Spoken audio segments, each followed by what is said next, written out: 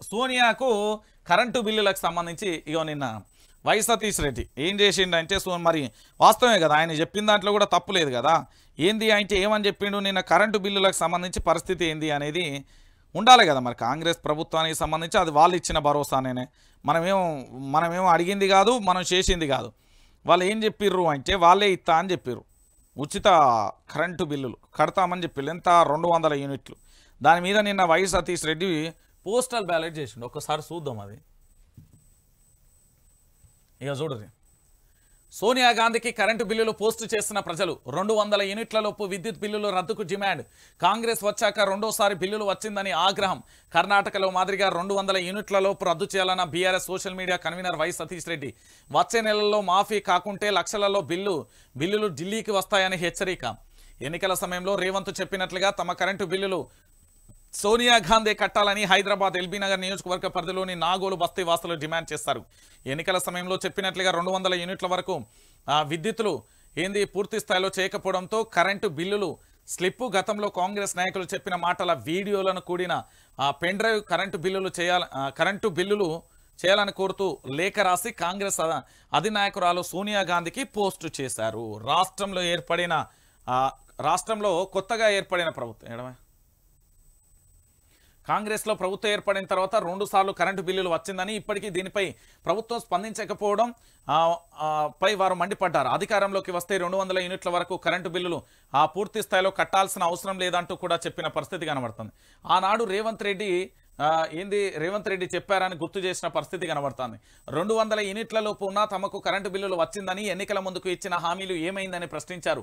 సోనియా గాంధీ వచ్చి తెలంగాణ ఆడబిడ్డల కరెంటు బిల్లులు కడతానని రేవంత్ రెడ్డికి చెప్పారని, అందుకే సోనియా గాంధీకి కరెంటు బిల్లులు పోస్ట్ చేస్తున్నట్లుగా తెలిపారు. ఇచ్చిన మాట మర్చిపోయారేమోనని అనుమానం ఉందని, అలాగే కరెంటు బిల్లులు ఎలా ఉంటాయో సోనియా గాంధీకి కూడా తెలియాలని లెటర్లు పోస్టు చేసినట్లుగా చెప్పారు. అక్కడ బీఆర్ఎస్ పార్టీకి సంబంధించిన సోషల్ మీడియాకి సంబంధించిన వాళ్ళందరూ కూడా పాల్గొన్న పరిస్థితి. ఒకసారి ఆ వీడియో కూడా చూడాలి. ఒకసారి మీరు చూడుర్రి. ఇక్కడ ఏంది అంటే కరెంటు బిల్లులకు సంబంధించి గతంలో వీళ్ళ అధ్యక్షుడు అందుకే మా అక్కలకు కరెంటు బిల్లు నుంచి విముక్తి కలిగేందుకే వచ్చే నెల బిల్లు కట్టక 200 యూనిట్లు ఉచితంగా మీ ఇంటి కరెంటు బిల్లు సోనియమ్మ కట్టదు. 200 యూనిట్ల వరకు వచ్చే నెల ఎవరు పేదోళ్ళు మీ బస్తీలలో కరెంటు బిల్లు కట్టాల్సిన పని లేదు. అది ఎవరు రేవంత్ రెడ్డి గారు చెప్పిన మాట. దానికి సంబంధించి చెప్పిన సందర్భంగా 200 యూనిట్ల కరెంటు బిల్లు ఇది 2వ నెల అయింది ప్రభుత్వం వచ్చిన తర్వాత.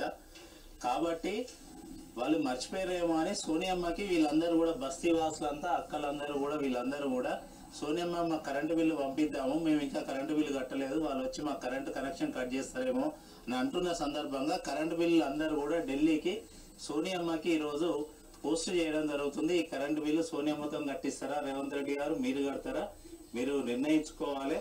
పక్క రాష్ట్రంలో కర్ణాటకలో ఎట్లయితే కరెంటు బిల్లులు కడుతున్నారో అందరి కరెంటు బిల్లులు అద్దెకున్నోళ్ళైనా ఉన్నోళ్ళైనా లేనోళ్ళైనా ఏ కండిషన్ లేకుండా కర్ణాటకలో ఎట్లయితే కరెంటు బిల్లు కడుతున్నారో ఆ విధంగా తెలంగాణ రాష్ట్రంలోని అన్ని గృహాలకు కూడా ఉన్న కరెంటు బిల్లులు మీరు కట్టాలని ఈ సందర్భంగా డిమాండ్ చేస్తూ, ఈ సందర్భంగా ఈ బస్తీ నుంచి నాగోల్లో నుంచి ఈ బస్తీ నుండి అందరం కూడా ఈరోజు ఇక్కడ కరెంటు బిల్లు సోనియమ్మకి ఢిల్లీకి పోస్ట్ చేయడం జరుగుతున్నది. అర్థమైందా?